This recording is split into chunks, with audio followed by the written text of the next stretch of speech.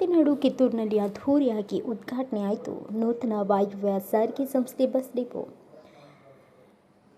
ಇಂದು ಕ್ರಾಂತಿನೆಲ ಕಿತ್ತೂರಿನಲ್ಲಿ ಬಹುದಿನಗಳ ಬೇಡಿಕೆಯಾಗಿದ್ದ ನೂತನ ಬಸ್ ಘಟಕವು ಕರ್ನಾಟಕ ಸರ್ಕಾರದ ಸಾರಿಗೆ ಸಚಿವರೂ ಆದ ರಾಮಲಿಂಗಾರೆಡ್ಡಿ ಹಾಗೂ ಕಿತ್ತೂರು ಶಾಸಕ ಬಾಬಾ ಸಾಹೇಬ್ ಪಾಟೀಲರ ಅಮೃತ ಹಸ್ತದಲ್ಲಿ ವಾಯುವ್ಯ ಸಾರಿಗೆ ಸಂಸ್ಥೆ ಉಪಾಧ್ಯಕ್ಷ ಸುನೀಲ್ ಹನುಮಣ್ಣವರ್, ವ್ಯವಸ್ಥಾಪಕ ನಿರ್ದೇಶಕರು ಆದ ಶ್ರೀಮತಿ ಪ್ರಿಯಾಂಕಾ ವಿನಯ್ ನಾವಲಗಟ್ಟಿ ಹಾಗೂ ಅಪರ್ ಪೊಲೀಸ್ ವರಿಷ್ಠಾಧಿಕಾರಿ ಬಸರಗಿ, ವಿಭಾಗೀಯ ನಿಯಂತ್ರಣ ಅಧಿಕಾರಿಗಳು ಆದ ಕೆಎಲ್ ಗುಡೆನ್ನವರ್ ಸೇರಿದಂತೆ ಎಲ್ಲ ಅಧಿಕಾರಿಗಳ ಸಮ್ಮುಖದಲ್ಲಿ ನೂತನವಾಗಿ ನಿರ್ಮಾಣ ಮಾಡಿದ ಬಸ್ ಘಟಕ ಅದ್ಧೂರಿಯಾಗಿ ಇಂದು ಉದ್ಘಾಟನೆಯಾಗಿದೆ. ಈ ಸಂದರ್ಭದಲ್ಲಿ ಕಿತ್ತೂರಿಗೆ ಹೊಸ ಬಸ್ಗಳನ್ನು ಹಸ್ತಾಂತರ ಮಾಡಲಾಯಿತು. ಈ ಕಾರ್ಯಕ್ರಮವನ್ನು ನಾಮಫಲಕ ಉದ್ಘಾಟನೆ ಮಾಡಿ ಜ್ಯೋತಿ ಬೆಳಗಿಸಿ ನಂತರ ಸಚಿವರು ಹಾಗೂ ಶಾಸಕರನ್ನು ಅದ್ಧೂರಿಯಾಗಿ ಸನ್ಮಾನ ಮಾಡಲಾಯಿತು. ಈ ಸಂದರ್ಭದಲ್ಲಿ ಸಾಧನೆ ಮಾಡಿದ ವಿವಿಧ ವಿಭಾಗಗಳಿಗೆ ಚೆಕ್ ಮತ್ತು ಪ್ರಮಾಣ ಪತ್ರವನ್ನು ವಿತರಣೆ ಮಾಡಲಾಯಿತು. ಈ ಸಂದರ್ಭದಲ್ಲಿ ನಮ್ಮ ನ್ಯೂಸ್ ಸಮೂಹದ ರಾಜ್ಯ ಉಪಸಂಪಾದಕ ಬಸವರಾಜು ಕೇಳಿದ ಪ್ರಶ್ನೆಗಳಿಗೆ ಸಚಿವ ರಾಮಲಿಂಗಾರೆಡ್ಡಿ ಹಾಗೂ ನಿಯಂತ್ರಣ ಅಧಿಕಾರಿಗಳು ಆದ ಕೆಎಲ್ ಗುಡೆನ್ನವರ್ ಉತ್ತರಿಸಿದರು. ರಸ್ತೆ ಸಮರ್ಪಕವಾಗಿಲ್ಲ ಅಂದ್ರೆ ಆಗಲ್ಲ. ಎಲ್ಲೆಲ್ಲಿ ರಸ್ತೆ ಇದೆ ಎಲ್ಲ ಕಡೆ ಹಾಕಿರ್ತೀವಿ. ಕೆಲವು ಕಡೆ ಇಕ್ಕಟ್ಟಾದ ರಸ್ತೆ ಇರುತ್ತೆ, ಅಂತ ಕಡೆ ಹಾಕಿರಲ್ಲ. ಅಷ್ಟೇ ಉಳಿದಾಗ ಎಲ್ಲಾ ಕಡೆ ಕೂಡ ಹಾಕಿರ್ತೀವಿ. ಸರ್, ಕಿತ್ತೂರಲ್ಲಿ ಡಿಪೋನ ಉದ್ಘಾಟನೆ ಸರ್, ಆದ್ರೆ ಸಿಬ್ಬಂದಿಗಳದು ಮತ್ತೆ ಸಾಕಷ್ಟು ಬಿಡಿ ಸಿಬ್ಬಂದಿ ಇಲ್ಲೇ ಇದಾರೆ. ಕಾಂಕ್ರೀಟ್ ಮಾಡ್ತೀವಿ ಈ ಸಲ ಮಾಡ್ಸೋಣ. ಸಾರಿಗೆ ನೌಕರು ಬೊಮ್ಮಾಯಿ ಅವರಿದ್ದಾಗ ಸುಮಾರು ಒಂದು 14 ತಿಂಗಳದು RRS ಇದ್ ಮಾಡ್ಬೇಕು ಅಂತ ಇದ್ ಮಾಡಿ ಸರ್, ಅದು ಪೆಂಡಿಂಗ್ ಇದೆ ಸರ್. ಯಾವ್ದು ಬೊಮ್ಮಾಯಿ ಅವರ? 38 ತಿಂಗಳು ಬಾಕಿ ಇಟ್ಟು ಹೋಗ್ಬಿಟ್ರು ಅವರು. ಸರ್ ಎಷ್ಟು? ಅವರು 23ರಲ್ಲಿ ಅವ್ರ ಅವಧಿ ಮುಗೀತಲ್ಲ, ಮುಗಿದಾಗ 2020ರಲ್ಲಿ ವೇತನ ಪರಿಷ್ಕರಣೆ ಆಗ್ಬೇಕಾಗಿತ್ತು. ವೇತನ ಪರಿಷ್ಕರಣೆ ಮಾಡದೆ ಕೊನೆಯಲ್ಲಿ ಅವರು ಹೋಗುವಾಗ 38 ತಿಂಗಳು ಈಗ ಅವ್ರ ಡಿಮ್ಯಾಂಡ್ ಇದೆಯಲ್ಲ, ಅದು ಅವರೇ ಬಾಕಿ ಇಟ್ಟು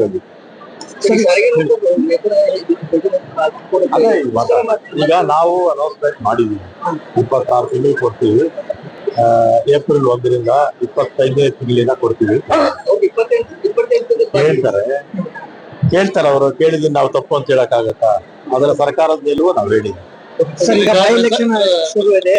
ಬೈ ಎಲೆಕ್ಷನ್ ಬಾಗಲಕೋಟೆ ಲೀಡ್ ಇದೆ, ದಾವಣಗೆರೆ ಸಮಸಮವಾಗಿ ಹೋಗ್ತಾ ಇದೆ. ಅವು ಏನು ಅಂತಾರಲ್ಲ ಹಂಗೆ, ಅವು ಎಣ್ಣೆ ಆಟ ಅಂತಾರಲ್ಲ, ಅವ್ರ ಮೇಲಕ್ಕೆ ಹೋಗ್ತಾರೆ, ಇವ್ರ ಮೇಲೆ ಕೆಳಕ್ ಬರ್ತಾರೆ, ಇವ್ರ ಕೆಳಕ್ ಬರ್ತಾರೆ, ಅವ್ರ ಮೇಲಕ್ಕೆ ಹೋಗ್ತಾರೆ. ಕೊನೆಯದಾಗಿ ಕಾಂಗ್ರೆಸ್ ಅಂತರ ಕಡಿಮೆ ಆಗುತ್ತೆ, ಮಲ್ಲಿಕಾರ್ಜುನ್ ಖರ್ಗೆ ಸಿಎಂ ವಿಚಾರ ಎಲ್ಲ ಕೇಳ್ಬೇಡ್ರಪ್ಪ. ಅಲ್ಪಸಂಖ್ಯಾತರು ಕಾಂಗ್ರೆಸ್ಗೆ ಕೈ ಕೊಟ್ರ ಅನ್ನುವಂಥದ್ದು ವಿಚಾರ. ಬಾಗಲಕೋಟೆ 15,000 ಲೀಡ್ ಇದೆಯಲ್ಲ, ಈಗಲೇ 15,000 ಲೀಡ್ ಇದೆ. ಆಮೇಲೆ ಹತ್ರ ಒಂದು 300 ಬೂತ್ ಇರುತ್ತೆ ಅವರೇಜ್. ಅಲ್ಲಿ ಎಲ್ಲಿಂದ ಪ್ರಾರಂಭ ಮಾಡ್ತಾರೆ ಅನ್ನೋದು ಡೌಟ್. ನೋಡ್ಬೇಕಾದ್ರೆ ಟಿಕೆಟ್ ಹಂಚಿಕೆ ವಿಚಾರವಾಗಿ ಸ್ವಲ್ಪ ಅಸಮಾಧಾನ ಆಗಿತ್ತಲ್ಲ, ಎಲ್ರಿಗೂ ಗೊತ್ತಲ್ಲ, ಅಸಮಾಧಾನ ಆಯ್ತಿದ್ದು ಎಲ್ಲರಿಗೂ ಗೊತ್ತಲ್ಲ. ಅಲ್ಲ ಈಗ ಈಗ ಪೋಸ್ಟಲ್ ಬ್ಯಾಲೆಟ್ ಅಲ್ಲಿ ಅಧಿಕಾರಿಗಳ ತಪ್ಪಿನಿಂದ ಕೆಲವು ಕಡೆ ಆಗಿರುತ್ತೆ. ಈಗ ಮಾಲೂರಲ್ಲಿ ಕಾಂಗ್ರೆಸ್ ಅಭ್ಯರ್ಥಿ ಮೇಲೂ ಬಿಜೆಪಿ ಅಭ್ಯರ್ಥಿ ಹಾಕೊಂಡಿದ್ರು, ವೋಟ್ ಸರಿಯಾಗಿದೆ ಅಂತ ಬಂತು ಅಲ್ವಾ. ಇನ್ನು ಗಾಂಧಿನಗರದ ಒಂದು ಬಾಕಿ ಇದೆ. ಆಮೇಲೆ ಇದರಲ್ಲಿ ಆ ರೋಡ್ ಜಾಸ್ತಿ ಇದೆ ಅಂತ ಬಂದಿದೆ. ಇಲ್ಲಿ ವಿಧಾನ ಪರಿಷತ್ ಅಲ್ಲಿ ಚಿಕ್ಕಮಂಗ್ಳೂರ್ದು ಆ ರೋಡ್ ಜಾಸ್ತಿ ಇದೆ ಇವ್ರಿಗೇನೆ. ಅದು ಕೂಡ ಇನ್ನು ಕ್ಲಿಯರ್ ಆಗ್ಬೇಕು.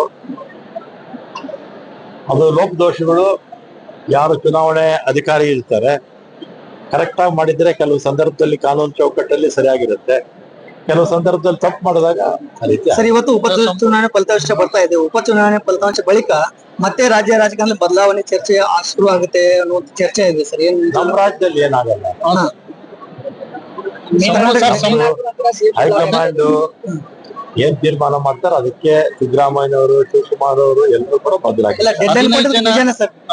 ಶಿವಕುಮಾರ್ ಅವರು ಡೆಡ್ ಲೈನ್ ಕೊಟ್ಟದ್ದು. ಶಿವಕುಮಾರ್ ಅವರು ಈ ಸರಿ ಬಂದಾಗ ನೀವೇ ಅವ್ರನ್ನ ಕೇಳ್ಬೇಕು. ಅಲ್ಲ, ನಿಮಗ್ ಗೊತ್ತಿರ್ತಾರೆ ಸೀನಿಯರ್ 15 ಜನ ಏನೋ ರಾಜೀನಾಮೆ ಕೊಡ್ತಾರೆ ಸಚಿವರು ಅಂತ ಹೇಳ್ಬಿಟ್ಟು ಸಂಪುಟ ವಿಸ್ತರಣೆ ಆಗುತ್ತೋ ಅಥವಾ ಪುನರಾವರ್ತನೆ? ಮುಖ್ಯಮಂತ್ರಿಗಳು ಆ ರೀತಿ ಕೇಳಿದಾಗ ಕೊಡ್ತಾರೆ. ಮುಖ್ಯಮಂತ್ರಿಗಳು ಕೇಳಿಲ್ಲ ಯಾರಿಗೂ ರಾಜೀನಾಮೆ ಕೊಡೋ ಪ್ರಶ್ನೆ ಉದ್ಭವ ಆಗಲ್ಲ.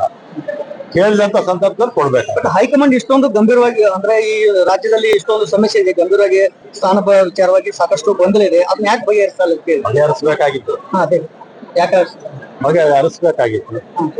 ಯಾಕೆ ಅಂತ ಹೈಕಮಾಂಡ್ ಕೇಳ್ಬೇಕಷ್ಟೇ. ಹೈಕಮಾಂಡ್ ಅಲ್ಲ, ನೀವು ಸ್ಥಳೀಯ ನೀವೇ ಇದ್ದಾರೆ, ನೀವೇ ಈಗ MLA-ಗಳಾದವರು ಸಾಕಷ್ಟು ಅನುಭವ ಇರ್ತಕ್ಕಂಥವ್ರು ಅಲ್ವಾ, ಅವರು ಅವ್ರವ್ರ ಜವಾಬ್ದಾರಿಗಳನ್ನ ಶಾಸಕರಿರ್ಬೋದು ಅಥವಾ ಮಿನಿಸ್ಟ್ರೀಸ್ ಇರ್ಬೋದು ನಾವು ಅರ್ತ್ಕೋಬೇಕು.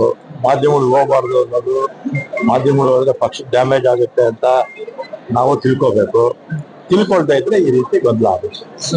ಸತೀಶ್ ಜಾರಕಿಹೊಳಿ ಇದರಲ್ಲಿ ಕೇಂದ್ರದಲ್ಲಿ ತಮಿಳುನಾಡಲ್ಲಿ ಸೆಂಟ್ರಲ್ ಆಗಿದೆ ಅದೇ ನೋಡಿದೆ ನಾನು. ವಿಜಯ್ ಪಕ್ಷ ಏನೋ ಇದ್ರ ಪ್ರಕಾರ ಬುದ್ಧ ಇದೆ, ಇನ್ನು ಕೊನೆಗೆ ನೋಡ್ಬೇಕಲ್ಲ, ಅಂತಿಮವಾಗಿ ಏನಾಗುತ್ತೆ ನೋಡ್ಬೇಕು. ವೆಸ್ಟ್ ಬೆಂಗಾಲು ಏನಾಗಿದೆ, ಚುನಾವಣೆಯಲ್ಲಿ ಈಗ SIR ಮಾಡಿದ್ರು ಅಲ್ವಾ. ಚುನಾವಣೆಯರು ಈ ದೇಶದ ಸಂವಿಧಾನಕ್ಕಿಂತ ದೊಡ್ಡವರು ಅಂತ ಮಾಡ್ಬಿಟ್ಟಿದಾರಪ್ಪ ನಮ್ಮ ದೇಶದಲ್ಲಿ. ಅವ್ರ ಮೇಲೆ ಏನು ಲೀಗಲ್ ಆಕ್ಷನ್ ತಗೊಳ್ಳೋಗೆ ಇಲ್ಲ, ಆ ರೀತಿ ಕಾನೂನು ತಂದಿದಾರ ಇಲ್ವೋ? ಅವ್ರ ಮೇಲೆ ಯಾರು ಏನು ಕೇಳೋ ಹಾಗೆ ಇಲ್ಲ, ಅವ್ರ ಮೇಲೆ ಯಾರು ಕೇಸ್ ಹಾಕೋ ಹಾಗೆ ಇಲ್ಲ. ಸರ್ವಾಧಿಕಾರಿ ಅಂತಾರಲ್ಲ, ಅದಕ್ಕಿಂತಲೂ ಇನ್ನೂ ಉನ್ನತ ಸ್ಥಾನಮಾನಗಳು ಕೊಟ್ಬಿಟ್ಟಿದ್ದಾರೆ ಅವ್ರಿಗೆ. 90 ಲಕ್ಷ ಮತದಾರರು ತೆಗೆದಾಕಿದ್ದಾರೆ. 90 ಲಕ್ಷ ಮತದಾರರು ತೆಗೆದಾಕ್ತಾರೆ, ರಿಸಲ್ಟ್ ಏನೇನಾಗುತ್ತೆ ಅನ್ನೋದು ನೀವೇ ಯೋಚನೆ ಮಾಡ್ಕೊಳ್ಳಿ. ಸತೀಶ್ ಜಾರಕಿಹೊಳಿ ಅವರು KPCC ಅಧ್ಯಕ್ಷ ಆಗ್ಬೇಕು ಅಂತ ಹೇಳ್ಬಿಟ್ಟು ಒಂದು ಇದಿದೆ ಸರ್. ಹೈಕಮಾಂಡ್ ನೇಮಕ ಮಾಡಿದ್ರೆ ನಾವೆಲ್ಲ ಸ್ವಾಗತ ಮಾಡ್ತೀವಿ ಸರ್. ಒಂದ್ ವೇಳೆ ಫಲಿತಾಂಶ ಈ ಫಲಿತಾಂಶದಲ್ಲಿ 50-50 ಆದ್ರೆ, ಒಂದು ಗೆದ್ರೆ ಒಂದು ಸೋತ್ರೆ, ಆ ಸೋಲನ್ನು ಒಪ್ಕೋತೀರಾ ಸರ್? ಎಲ್ಲಿ ದಾವಣಗೆರೆ ಅಥವಾ ಬಾಗಲಕೋಟೆ? ಈಗ BJP ಸರ್ಕಾರ ಇದ್ದಾಗ ಬೈ ಎಲೆಕ್ಷನ್ಸ್ ಅಲ್ಲಿ ಅವರು ಸೋತಿದ್ರು ಅಲ್ವಾ, ಅವರು ಸೋತಿದ್ರು. ಈಗ ನಾವು ಸೋಲೋ ಪ್ರಶ್ನೆನೇ ಇಲ್ಲ ಬಿಡಿ. ದಾವಣಗೆರೆನೂ ಕಡಿಮೆ ಲೀಡರ್ ಗೆಲ್ತೀವಿ. ಸಾಯಂಕಾಲ ಫೋನ್ ಮಾಡಿ. ಎಲ್ಲ ಒಂದ್ ಕಡೆ ಬಸ್ ಡಿಪೋ ಅಂತಕ್ಕಂಥದ್ದು ತುಂಬಾ ಮರೀಚಿಕೆ ಆಗಿತ್ತು. ಇಲ್ಲ ಬೈಲಹೊಂಗಲಕ್ಕೆ ನೆರೆಯ ಬೈಲಹೊಂಗಲ ತಾಲೂಕಿಗೆ ಅವಲಂಬಿಸಬೇಕಾಗಿತ್ತು. ಇಂತಹ ಸಂದರ್ಭದಲ್ಲಿ ಕಿತ್ತೂರಿನಲ್ಲೇ ಒಂದ್ ರೀತಿ ಡಿಪೋ ಆರಂಭ ಮಾಡಿರ್ತಕ್ಕಂಥದ್ದು. ಇದರಿಂದ ವಿಶೇಷವಾಗಿ ಅಧಿಕಾರಿಯಾಗಿರ್ತಕ್ಕಂಥ ಏನು ವಾಯುವ್ಯ ಕರ್ನಾಟಕ ವಿಭಾಗೀಯ ನಿಯಂತ್ರಣಾಧಿಕಾರಿಗಳಿರ್ತಕ್ಕಂಥ ಶ್ರೀ ಗುಡೇನ ಸಾಹೇಬ್ ಸಿಕ್ಕಿದ್ದಾರೆ. ಅವರು ಈ ಒಂದು ಡಿಪೋ ಉದ್ಘಾಟನೆಗೆ ಸರ್ ನಮಸ್ತೆ. ತುಂಬಾ ಮರೀಚಿಕೆ ಆಗಿತ್ತು, ಅನಿವಾರ್ಯ ಆಗಿತ್ತು. ಅಲ್ಲ, ನಮಗೂ ಸಂತೋಷವಾಗಿದೆ. ಈ ದಿನ ಕಿತ್ತೂರು ನಾಡಿನ ಜನರ ಬಹುದಿನಗಳ ಬೇಡಿಕೆ, ದಶಕಗಳ ಕನಸು ಇವತ್ತು ಈಡೇರಿದೆ. ಮಾನ್ಯ ಸಾರಿಗೆ ಮತ್ತು ಮುಜರಾಯಿ ಸಚಿವರಾದ ಶ್ರೀ ರಾಮಲಿಂಗಾರೆಡ್ಡಿ ಸಾಹೇಬರು ಇವತ್ತು ಈ ಘಟಕವನ್ನು ಲೋಕಾರ್ಪಣೆ ಮಾಡಿದ್ದಾರೆ. ಈ ಹಿನ್ನೆಲೆಯಲ್ಲಿ ನಾವು ಕೂಡ ಹಿಂದಿನಿಂದಲೇ ಈ ಘಟಕದಿಂದ 15 ಅನುಸೂಚಿಗಳನ್ನು ಕಾರ್ಯಾಚರಣೆಗೊಳಿಸ್ತಾ ಇದ್ದೀವಿ. ಬರುವ ದಿನಗಳಲ್ಲಿ ಹಂತವಾಗಿ ಹೆಚ್ಚಿಗೆ ಬಸ್ಗಳನ್ನ ಹೆಚ್ಚಿಗೆ ಮಾಡ್ತಾ ಹೋಗ್ತೇವೆ. ಈಗ ಸಾಕಷ್ಟು ಸಮಸ್ಯೆಗಳಿದೆ ಸರ್. ಓಕೆ, ಡಿಪೋನ ಉದ್ಘಾಟನೆ ಆಯ್ತು, ಕಟ್ಟಡ ಏನೋ ಸಿಬ್ಬಂದಿಗಳು ನಿಯೋಜನೆ ಮಾಡಬೇಕು, ಮತ್ತೆ ಬಸ್ಗಳು ಅಂತೂ ಇದಿದ್ದಾವೆ, ಮತ್ತೆ ಸಾಕಷ್ಟು ಸವಾಲುಗಳಿದಾವೆ, ಮತ್ತೆ ಕಾಂಕ್ರೀಟೀಕರಣ ಆಗಬೇಕು, ಇನ್ನು ಮೂಲಭೂತ ಸೌಕರ್ಯಗಳ ಕೊರತೆ ಇದೆ. ಈಗ ಶುರು ಆಗಿದೆ. ಹಂತ ಹಂತವಾಗಿ ಏನೇನ್ ಸವಾಲುಗಳು ಬರ್ತವೆ ಅವನ್ನೆಲ್ಲ ಬಗೆಹರಿಸಿಕೊಂಡು ನಾವು ಅತ್ಯುತ್ತಮವಾದ ಕಾರ್ಯಾಚರಣೆ ಮಾಡಲು ಎಲ್ಲ ವ್ಯವಸ್ಥೆ ಮಾಡ್ತೀವಿ. ಈಗ ಇವತ್ತಿಂದಾನೇ ಆರಂಭ ಸರ್? ಇವತ್ತಿನಿಂದಾನೇ ಆರಂಭ. ಹೌದು ಹೌದು. ಈಗ ಸಿಬ್ಬಂದಿಗಳೆಲ್ಲ ಇದಾರೆ. ಈ 15 ಗಾಡಿಗಳಿಗೆ ಆಗುವ ಸಿಬ್ಬಂದಿಗಳನ್ನ ಹಾಕೊಂಡಿದ್ದೀನಿ. ಈಗ ಬರುವ ದಿನಗಳಲ್ಲಿ ಇನ್ನೂ ಹೆಚ್ಚಿನ ಸಿಬ್ಬಂದಿಗಳನ್ನ ಹಾಕ್ತೇವೆ. ಅನುಸೂಚಿಗಳ ಕಾರ್ಯಾಚರಣೆಯನ್ನು ಕೂಡ ಹೆಚ್ಚಿಗೆ ಮಾಡ್ತೀನಿ. ಡಿಪೋದಲ್ಲಿ ಯಾಂತ್ರಿಕ ಮತ್ತೆ ತಾಂತ್ರಿಕ ಸಿಬ್ಬಂದಿಗಳು ಬೇಕು ಅಂತ ಒಂದು ಒತ್ತಾಯ. ಹೌದು, ಬಟ್ ಈಗ ಕನಿಷ್ಠ ಎಷ್ಟು ಬೇಕೋ ಅಷ್ಟು ಹಾಕೊಂಡಿದ್ದೇವೆ. ಈ 15 ಗಾಡಿ ಓಡಿಸ್ಲಿಕ್ಕೆ ಏನೂ ತೊಂದರೆ ಇಲ್ಲ. ಎಲ್ಲ ಕಿತ್ತೂರು ಭಾಗದ ಜನತೆಗೆ ಈ ಉದ್ಘಾಟನೆ ಬಗ್ಗೆ ಏನು ಹೇಳಿಕ್ ಬಯಸ್ತಾರೆ? ಅಲ್ಲ, ಅದಕ್ಕೆ ಜನರ ಒಂದು ಆಸೆ ಈಡೇರಿದೆ.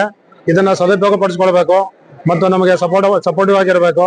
ಅವ್ರಿಗೆ ಏನಾದ್ರು ತೊಂದರೆ ಅನಾನುಕೂಲ ಇದ್ರೆ ನಮ್ಮ ಗಮನಕ್ಕೆ ತಂದ್ರೆ ಆ ಸರದಿಗಳನ್ನ ಹಾಕಿ ಸಾರಿಗೆ ಸಮಸ್ಯೆಗಳನ್ನ ಬಗೆಹರಿಸಲಿಕ್ಕೆ ಹೇಳಲಿಕ್ಕೆ ಇಚ್ಛಾ ಪಡ್ತೀನಿ. ಧನ್ಯವಾದಗಳು. Thank you. ನಮ್ಮ ಕ್ಷೇತ್ರಕ್ಕೆ ಉಡಮಾಡಿದ್ದಾರೆ. ಮುಖ್ಯ ಉದ್ದೇಶ ಇಷ್ಟ, ಬಹುತೇಕ ಕಿತ್ತೂರು ಅಂತಂದ್ರೆ ಇವತ್ತಿಗೆ ಸಾಕಷ್ಟು ಟೂರಿಸ್ಟ್ ಆಕರ್ಷಣೆ ಮಾಡುವಂಥದ್ದು. ಇಲ್ಲಿಂದ ಸಂಗೊಳ್ಳಿ ಹೋಗೋದಾದ್ರು, ಕೆಲವೇ ದಿನಗಳಲ್ಲಿ ಟೀ ಪಾರ್ಕ್ ಕೂಡ ಬೇರೆ ಬೇರೆ ಮೂಲೆಗಳಿಂದ, ರಾಜ್ಯದ ಮೂಲೆಗಳಿಂದ ಇಲ್ಲಿ ಪ್ರವಾಸಿಗರು ಬರ್ತಾರೋ ಅವ್ರನ್ನ ಎಕ್ಸಸ್ ಮಾಡುವಂಥ ಕೆಲಸ ಈ ನಮ್ಮ ಸಂಸ್ಥೆಯಿಂದ. ಅದ್ರ ಜೊತೆಗೆ ಬಹುಮುಖ್ಯವಾದಂಥದ್ದು ಅಂದ್ರೆ ನಮ್ಮ ವಿದ್ಯಾರ್ಥಿನಿಯರು. ಬಹುತೇಕ ಈ ಪಟ್ಟಣದಿಂದ ಸುಮಾರು ಒಂದು 35-40 ಸಣ್ಣ ಹಳ್ಳಿಗಳು ಬರ್ತಾವೆ. ಹಳ್ಳಿಗಳಿಂದ ಏನೋ ಎಜುಕೇಷನ್ ಬರಬೇಕಾದ್ರೆ ಬಹುತೇಕ ಎಲ್ಲ ವಿದ್ಯಾರ್ಥಿನಿಯರು ಇಲ್ಲಿಗೆ ಬರಬೇಕು. ಹೈಯರ್ ಎಜುಕೇಷನ್ ಇಲ್ಲಿಂದ ಬೆಳಗಾವಕ್ಕೆ ಹೋಗ್ಬೇಕು, ಇಲ್ಲಿಂದ ಧಾರವಾಡಕ್ಕೆ ಹೋಗ್ಬೇಕು.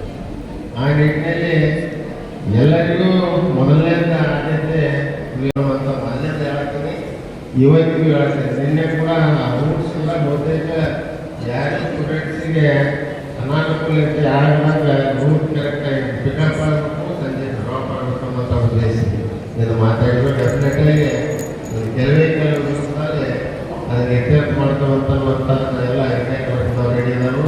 ಅದಕ್ಕೆ ಮೊದಲನೇ ನನಗೆ ಭಾಳಷ್ಟು ಕಡೆ ನೋಡ್ತಿರ್ತದೆ ನಾನು ಡಿಪೋಗಳು ಓಪನ್ ಆಗ್ತಾವು, ಬಸ್ ಬರೋಲ್ಲ. ಬಸ್ ಡಿಪೋ ಓಪನ್ ಆದಮೇಲೆ ಒಂದು 2-3 ತಿಂಗಳಿಗೆ ಬರ್ತಿರ್ತಾವೆ. ಆದ್ರೆ ಇದೊಂದು ವಿಶೇಷ ಅಂತ ಭಾವಿಸ್ತೀನಿ. ಈ ಜೊತೆ ಈಗ ಮಾತಾಡ್ತಿದ್ದೆ ಓಪನ್ ಮಾಡಿ ಹಳೆ ಬಸ್ ಕೊಡ್ತಿದ್ದಾರೆ ಮೊದಲು. ಆದರೆ ಇವತ್ತಿಗೆ ನಮ್ಮಲ್ಲಿ ಹೊಸ 15 ಬಸ್ ಕೊಟ್ಟು ಇವತ್ತು ಓಪನ್ ಮಾಡುವಂಥದ್ದು ಒಂದು ಐತಿಹಾಸಿಕವಾದಂಥ ಘಟನೆ ಮಾಡ್ತಾರೆ. ಅದರ ಜೊತೆಗೆ ಬರುವಂಥ ಇನ್ನೂ ಕೇಳ್ಕೊಡ್ತಾ ಇನ್ನೂ 10 ಬಸ್ ಕೊಡ್ತೀವಿ ಅನ್ನುವಂಥದ್ದನ್ನು ಹೇಳಿದರು. ಬಹುತೇಕ ಇಷ್ಟ ಆದರೆ ನಮ್ಮ ಕ್ಷೇತ್ರ ಆಯ್ತು, ನಮ್ಮ ಸ್ಟೂಡೆಂಟ್ಸ್ ಆಯ್ತು, ನಾವು will be very much satisfied with that. ಅದಕ್ಕೆ ಹೆಚ್ಚಿಗೆ ಮಾತನಾಡಿದ ಇನ್ನೂ ಕೆಲವು ಸಣ್ಣ ಪುಟ್ಟ ಇವರು ಮಂತ್ರಿ ಅವ್ರ ಜೊತೆ ಮಾತಾಡಿದ್ರು. ಸರ್ ತುಂಬಾ ಬಹುದಿನಗಳ ಬೇಡಿಕೆ ಆಗಿತ್ತು. ಇದು ಕಟ್ಟಿ ಆಗ್ಲೇ ವರ್ಷ ಆಗಿತ್ತು. ಬಂಕ್ ಸ್ಯಾಂಕ್ಷನ್ ಆಗಿರ್ಲಿಲ್ಲ, ಈಗ ಬಂಕ್ ಸ್ಯಾಂಕ್ಷನ್ ಆಗಿದೆ.